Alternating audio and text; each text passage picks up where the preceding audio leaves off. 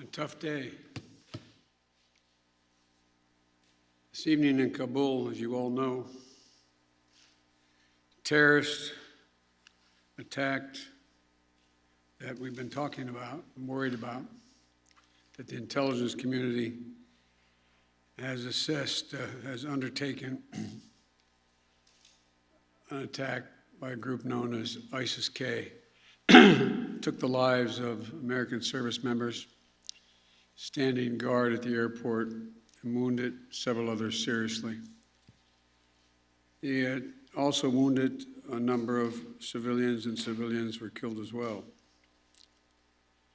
I've been engaged all day in constant contact with the military commanders here in Washington, the Pentagon, as well as in Afghanistan and Doha. And my commanders here in Washington in the field have been on this with great detail, and you've had a chance to speak to some so far. The situation on the ground is still evolving, and I'm constantly being updated. These American service members who gave their lives, it's an overused word, but it's totally appropriate here, were heroes. Heroes who've been engaged in a dangerous, selfless mission to save the lives of others. They're a part of an airlift, an evacuation effort unlike any seen in history, with more than 100,000 American citizens, American partners, Afghans who helped us, and others taken to safety in the last 11 days. Just in the last 12 hours or so, another 7,000 have gotten out. They were part of the bravest, most capable, the most selfless military on the face of the earth. And they're part of simply what I call the backbone of America. They're the spine of America, the best the country has to offer. Jill and I, our hearts ache, like I'm sure all of you do as well, for all those Afghan families who lost loved ones, including small children, or been wounded in this vicious attack. And we're outraged as well as heartbroken. Being the father of an Army major who served for a year in Iraq, and before that was in Kosovo as a U.S. attorney for the better part of 6 months in the middle of a war. When he came home after a year in Iraq, was diagnosed, like many, many coming home, with an aggressive and lethal cancer of the brain, who we lost. We have some sense, like many of you do, what the families of these brave heroes are feeling today. You get this feeling like you're being sucked into a black hole in the middle of your chest. There's no way out. My heart aches for you. But I know this. We have a continuing obligation, a sacred obligation to all of you, the families of those heroes. That obligation is not temporary, it lasts forever. The lives we lost today were lives given in the service of liberty, the service of security, and the service of others, in the service of America. Like their fellow brothers and sisters in arms who died defending our vision and our values in the struggle against terrorism, of the fallen this day, they're part of a great and noble company of American heroes. To those who carried out this attack, as well as anyone who wishes America harm, know this: we will not forgive. We will not forget. We will hunt you down and make you pay. I will defend our interests and our people with every measure at my command. Over the past few weeks, I know many of you are probably tired of hearing me say it. We've been made aware by our intelligence community that the ISIS-K, an arch enemy of the Taliban, people who were freed when both those prisons were opened, has been planning a complex set of attacks on United States personnel and others. This is why, from the outset, I've repeatedly said this mission was extraordinarily dangerous, and why I've been so determined to limit the duration of this mission. As General McKenzie said, this is why our mission was designed, this is the way it was designed to operate. Operating under severe stress and attack. We've known that from the beginning. And as I've been in constant contact with our senior military leaders, and I mean constant, round the clock, and our commanders on the ground and throughout the day, they made it clear that we can and we must complete this mission, and we will. And that's what I've ordered them to do. We will not be deterred by terrorists. We will not let them stop our mission. We will continue the evacuation. I've also ordered my commanders to develop operational plans to strike ISIS-K assets, leadership, and facilities. We will respond with force and precision at our time, at the place we choose, in a moment of our choosing. Here's what you need to know. These ISIS terrorists will not win. We will rescue the Americans in there. We will get our Afghan allies out, and our mission will go on. America will not be intimidated, and I have the utmost confidence in our brave service members who continue to execute this mission with courage and honor to save lives and get Americans, our partners, our Afghan allies out of Afghanistan. Every day when I talk to our commanders, I ask them what they need. What more do they need, if anything, to get the job done? As they will tell you, I granted every request. I reiterated to them today on 3 occasions that they should take the maximum steps necessary to protect our forces on the ground in Kabul. And I also want to thank the Secretary of Defense and the military leadership of the Pentagon and all the commanders in the field. There has been complete unanimity from every commander on the objectives of this mission and the best way to achieve those objectives. Those who have served through the ages have drawn inspiration from the book of Isaiah, when the Lord says, "Whom shall I send? Who shall go for us?" The American military has been answering for a long time. "Here I am, Lord, send me. Here I am, send me." Each one of these women and men of our armed forces are the heirs of that tradition of sacrifice, of volunteering to go in harm's way, to risk everything, not for glory, not for profit, but to defend what we love and the people we love. And I ask that you join me now in a moment of silence for all those in uniform and out of uniform, military and civilian, who have given the last full measure of devotion.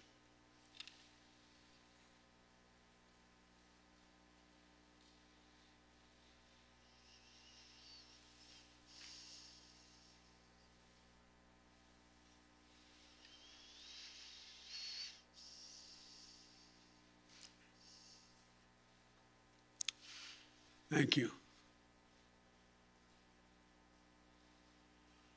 May God bless you all, and may God protect the troops and all those standing watch for America. We have so much to do. It's within our capacity to do it. We just have to remain steadfast. Steadfast.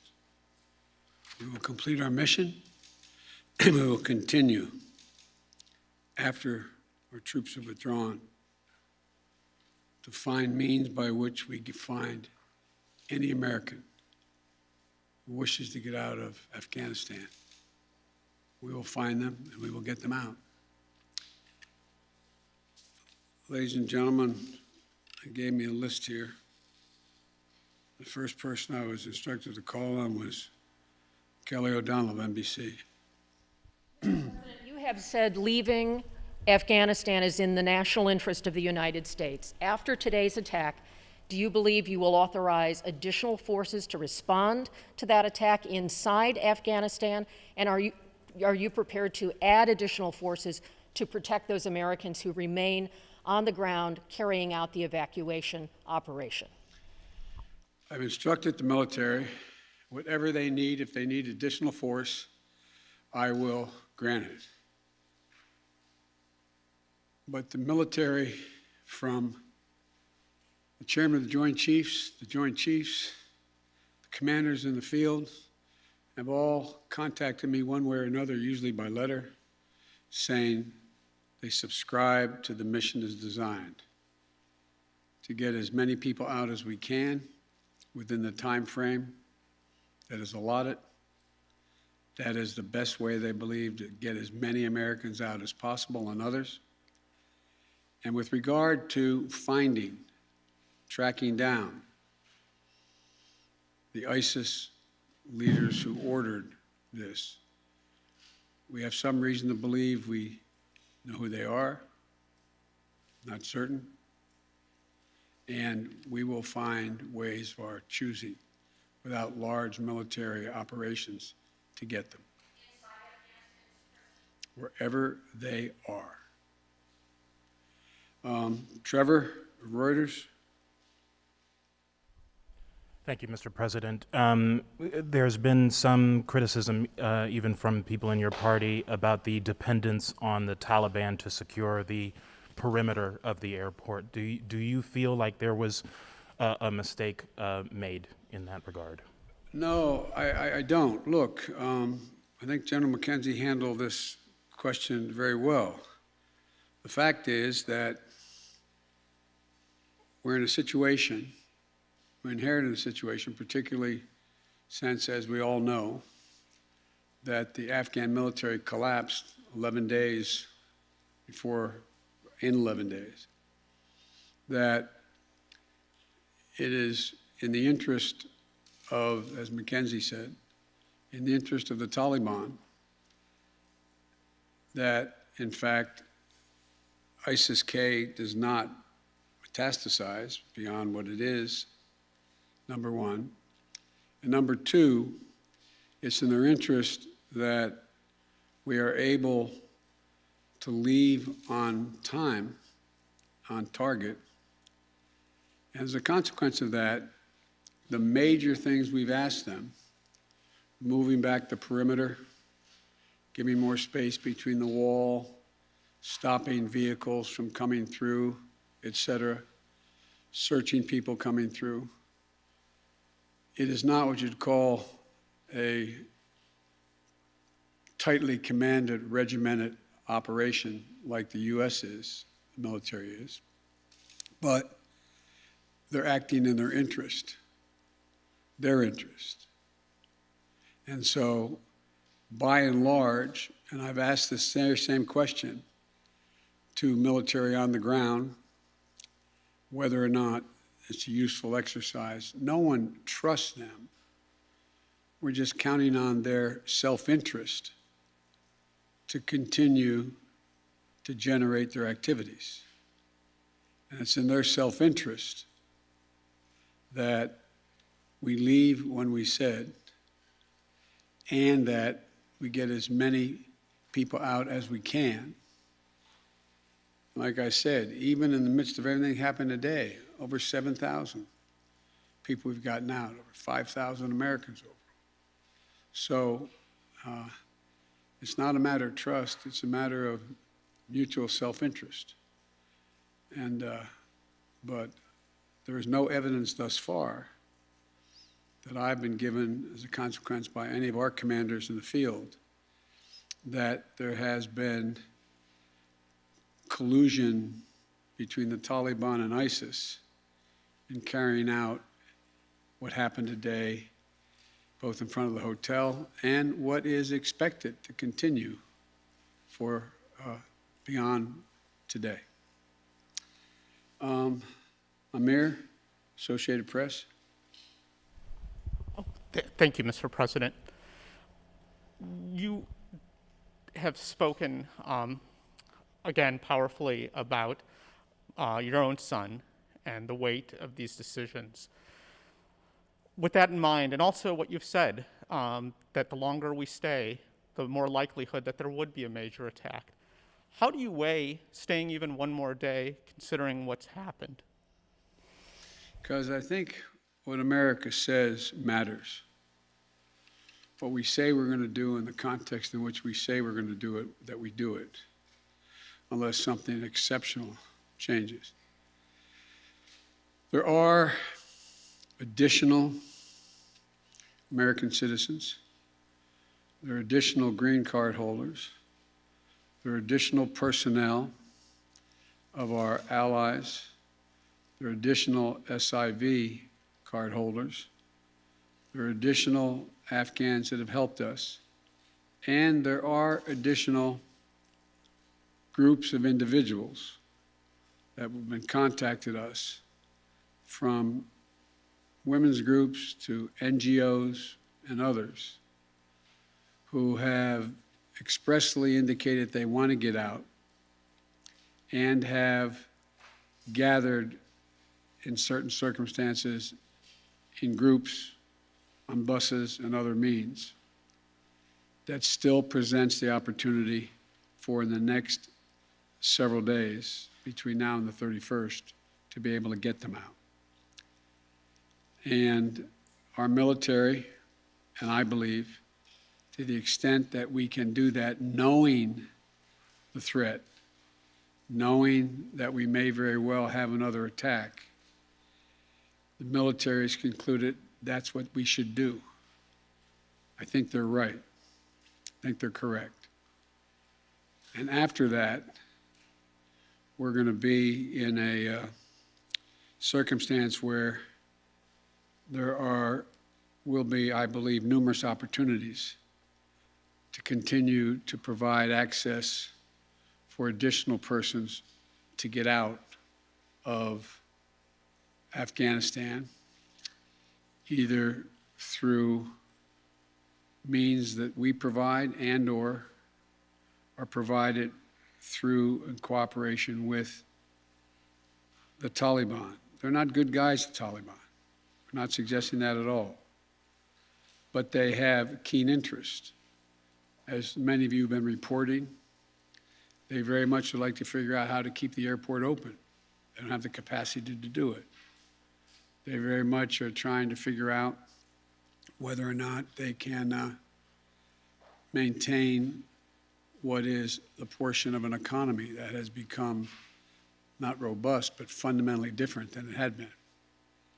And so there's a lot of reasons why they have reached out, not just to us, but to others, as to why it would be continued in their interest to get more of the personnel we want to get out. We can locate them. Now, there's not many left that we can assess that want to come out. There's some Americans we've identified, we've contacted the vast majority of them, not all of them, who don't want to leave because they're dual nationals, they have extended families, et cetera. And there's others who are looking for the time. So that's why we continue. I'll take a few more questions, but you, sir. I wanted to ask but you, that's okay. you say that what America says matters. What do you say to the Afghans who helped troops who may not be able to get out by August 31st? I say we're going to continue to try to get you out. It matters. Look, I know of no conflict, as a student of history, no conflict where when a war was ending, one side was able to guarantee that everyone they wanted to be extracted from that country would get out. And think about it, folks. I think it's important. I know the American people get this in their gut. There are, I would argue, millions of Afghani citizens who are not Taliban, who did not actively cooperate with us as SIVs, who, if given a chance, they'd be on board a plane tomorrow. It sounds ridiculous, but the vast majority of people in communities like that want to come to America, given a choice. So getting every single person out can't be guaranteed by anybody because there's a determination all who wants to get out as well. At any rate, it's a process. I was really pointing to you, but you, sir. Thank you, Mr. President. There are reports that U.S. officials provided the Taliban with names of Americans and Afghan officials to evacuate. Were you aware of that? Did that happen? And then, sir, did you personally reject a recommendation to hold or to recapture Bagram Air Force Base? Here's what I've done let's answer the last question first. On the tactical questions of how to conduct an evacuation or a war, I gather up all the major military personnel that are in Afghanistan, the commanders, as well as the Pentagon. And I ask for their best military judgment. What would be the most efficient way to accomplish the mission? They concluded, the military, that Bagram was not much value added, that it was much wiser to focus on Kabul. And so I followed that recommendation. With regard to, there are certain circumstances where we've gotten information, and quite frankly, sometimes from some of you, saying you know of such and such a group of people are trying to get out, and they're on a bus, they're moving from other people. And this is their location.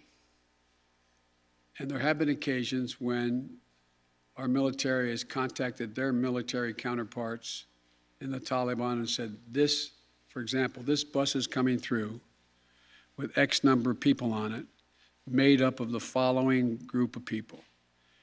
We want you to let that bus or that group through. So yes, there have been occasions like that. And to the best of my knowledge, in those cases, the bulk of that has occurred, they've been let through. But I can't tell you with any certitude that there's actually been a list of names. I know there may have been, but I know of no circumstance. It doesn't mean it didn't exist. That here's the names of 12 people, they're coming, let them through. It could very well have happened. I'll take one more question. Wait. Let me take the one question from the most interesting guy that I know in the press.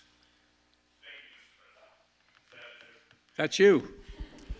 Mr. President, there had not been a U.S. service member killed in combat in Afghanistan since February of 2020. You set a deadline, you pulled troops out, you sent troops back in, and now 12 Marines are dead. You said the buck stops with you. Do you bear any responsibility for the way that things have unfolded in the last 2 weeks? I bear responsibility for fundamentally all that's happened of late. But here's the deal.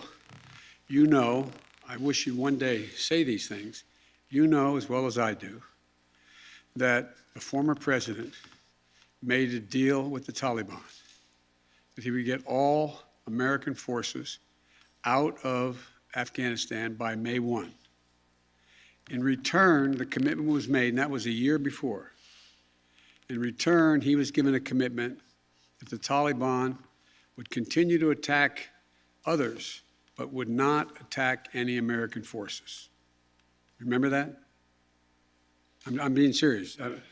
No, I'm asking you a question. Because before... No, wait a minute. I'm asking you a question. Is that accurate, the best? About, but Mr. President, respectfully, since that I don't think that the issue that, do you think that people have an issue with pulling out of Afghanistan or just the way that things have happened? I think they have an issue that people are likely to get hurt. Some, as we've seen, have gotten killed, and that it is messy. The reason why, whether my friend will acknowledge it always reported it. The reason why there were no attacks on Americans, as you said, from the date until I came into office, was because the commitment was made by President Trump, I will be out by May 1st. In the meantime, you agree not to attack any Americans. That was the deal. That's why no American was attacked. And you said that you still, a few days ago, you said you squarely stand by your decision to pull out. Yes, I do, because look at it this way, folks, and I have another meeting for real. But imagine where we'd be if I had indicated on May the 1st I was not going to renegotiate an evacuation date. We were going to stay there. I'd have only one alternative: pour thousands of more troops back into Afghanistan to fight a war that we had already won relative to why the reason we went in the first place. I have never been of the view that we should be sacrificing American lives to try to establish a democratic government in Afghanistan, a country that has never once in its entire history been a united country and is made up, I don't mean this in a derogatory, made up of different tribes who have never, ever, ever gotten along with one another. And so, as I said before, and this is the last comment I'll make, we'll have more chance to talk about this, unfortunately, beyond, because we're not out yet. If Osama bin Laden, as well as al-Qaeda, had chosen to launch an attack when they left Saudi Arabia out of Yemen, would we have ever gone to Afghanistan? Even though the Taliban completely controlled Afghanistan at the time, would we have ever gone? I know it's not fair to ask you questions, it's rhetorical, but raise your hand if you think we should have gone and given up thousands of lives and tens of thousands of wounded. Our interest in going was to prevent al-Qaeda from reemerging, first to get bin Laden, wipe out al-Qaeda in Afghanistan, prevent that from happening again. As I've said 100 times, terrorism is metastasized around the world. We have greater threats coming out of other countries, a heck of a lot closer to the United States.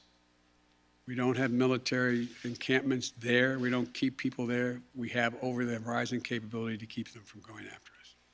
Ladies and gentlemen, it was time to end a 20-year war. Thank you so much.